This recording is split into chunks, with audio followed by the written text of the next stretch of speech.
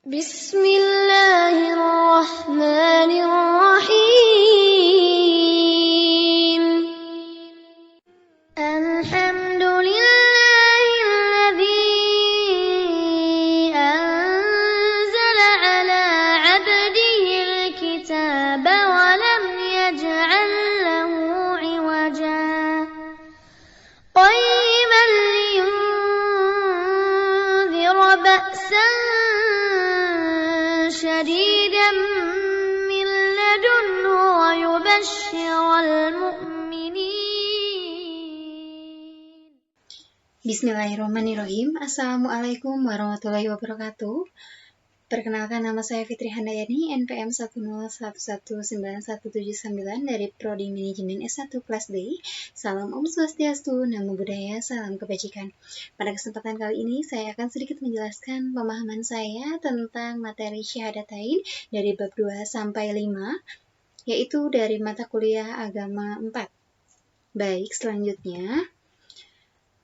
Yang kedua, ada kedudukan syahadatain dalam syariat Islam. Yang ketiga, syahadatain dalam proses kehidupan manusia. Yang keempat, hubungan rukun iman dan rukun Islam. Yang terakhir, fungsi syahadatain tersebut. Selanjutnya, kedudukan syahadatain dalam syariat Islam. Syahadatain, dua kalimat syahadat adalah kesaksian bahwa tidak ada ilah sesembahan yang berhak diibadahi dengan benar kecuali Allah Azza wa Jalla, dan bahwasanya Muhammad Shallallahu Alaihi Wasallam adalah hamba serta Rasulnya. Kedua kesaksian ini merupakan keyakinan mantap yang diekspresikan dengan lisan.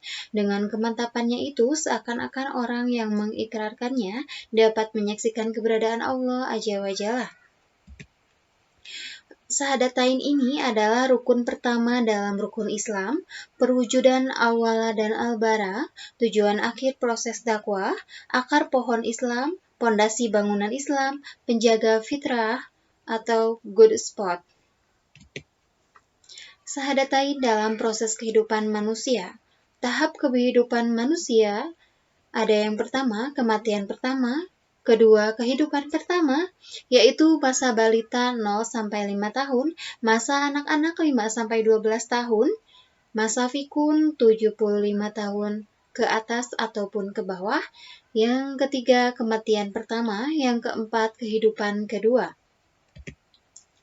Syahadatain dalam proses kehidupan manusia, sikap manusia terhadap syahadatain, yang menerima seruan Rasul, yang menolak seruan Rasul, alasan mereka menolak seruan Rasul, pendidikan orang tuanya, pengaruh sikap hidup, prasangka, pengalaman, sudut pandang, dan literatur, yaitu kamu beriman kepada Allah dan Rasul-Nya, dan berjihad di jalan Allah, dengan harta dan seluruh jiwamu, itulah yang lebih baik bagimu jika kamu mengetahuinya.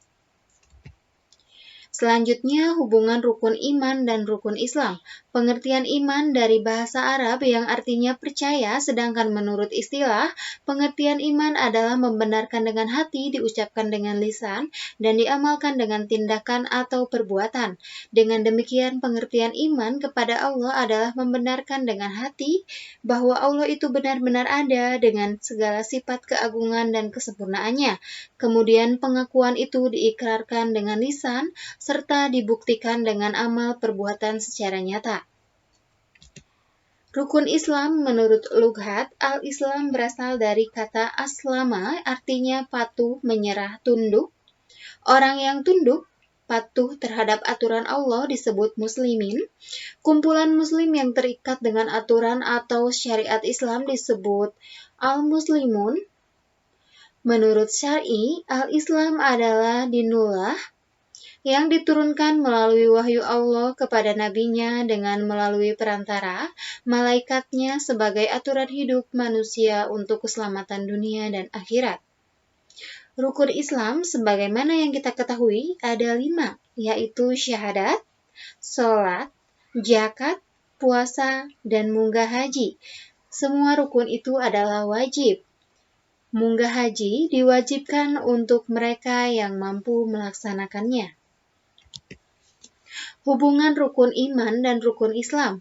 Hubungan rukun iman dan rukun Islam tampaknya terpresentasikan dalam hadis dan riwayatkan Ibnu Majah, yaitu iman dipahami oleh hati, diucapkan oleh lisan, dan dijelaskan oleh perbuatan.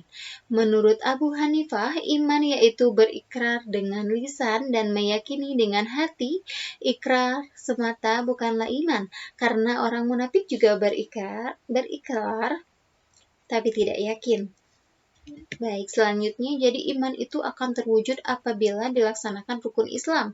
Iman tanpa Islam tidak berarti apa-apa. Surga hanya diberikan Allah kepada orang-orang yang beriman dan beramal salih. Amal soleh adalah pelaksanaan syariat Islam yang berstruktur dalam Arkanul al-Islam, hubungan rukun Islam dan rukun iman serta ihsan oleh Abdul Ala Maududi bagaikan sebatang pohon, iman sebagai akar, Islam sebagai batang, dahan, ranting, dan daun-daunnya. Tentu saja semua hal itu menjadi satu bagian yang utuh jika mereka bersatu, saling menyempurnakan dan saling mengisi satu sama dengan lainnya. Selanjutnya, fungsi syahadatain. Fungsi adalah kegunaan atau manfaat suatu hal. Fungsi biasanya digunakan untuk kata benda, sedangkan untuk kata kerja, fungsi berarti pengaruh. Fungsi syahadatain yang dimaksud dalam risalah ini adalah kegunaan atau pengaruh pelaksanaan syahadatain terhadap kehidupan seseorang, individual maupun terhadap kehidupan masyarakat sosial. Secara perorangan, pelaksanaan syahadatain berfungsi sebagai berikut. 1. Membahas dosa masa lalu. Semua dosa akan diampuni oleh Allah Subhanahu wa Ta'ala karena Allah penerima taubat. Quran Surat An-Nisa. Yang kedua, membebaskan dari segala bentuk penjajahan, yaitu kemerdekaan jiwa manusia. Yang B, pembentukan pribadi harmonis, sumber ketentraman jiwa, sumber kekuatan jiwa. Dalam sistem masyarakat atau pranata sosial, terbentuknya suatu masyarakat apabila ada unsur-unsur ikatan sosial, transaksi sosial, interaksi sosial, fungsi sosial. Muslim apabila seseorang telah melaksanakan syahadatain, artinya dia telah terikat dengan al-Islam.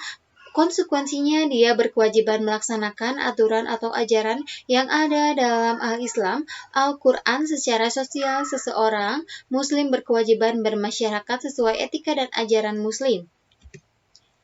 Sekian yang dapat saya sampaikan pada kesempatan kali ini. Mohon maaf apabila ada salah kata dan perbuatan.